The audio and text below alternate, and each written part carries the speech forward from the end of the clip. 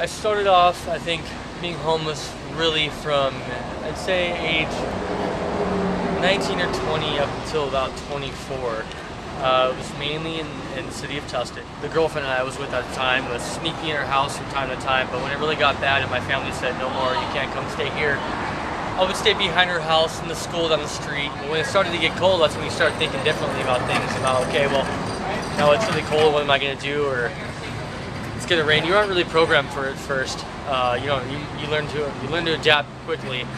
I remember times when it did start to rain, and obviously you want to seek shelter. And I grew up in Tustin, and a lot of times in high school I knew a lot of the smaller complexes. I remember my friend used to live here, and this is where we used to skateboard and hang out, where these little apartment complex rooms and things like that. And I would stay in them.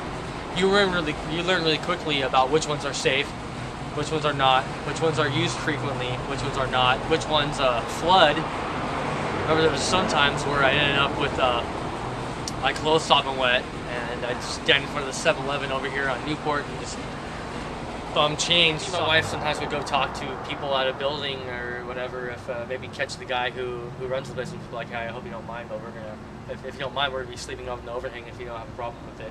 That'd be nice. And if not, if you do have a problem with it, well, we're probably still gonna stay here, but we can by the time you get here in the morning. So yeah, and it was rough. I mean, I guess it's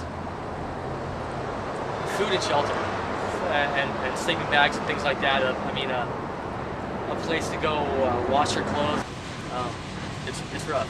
It's not the life I would suggest for anyone.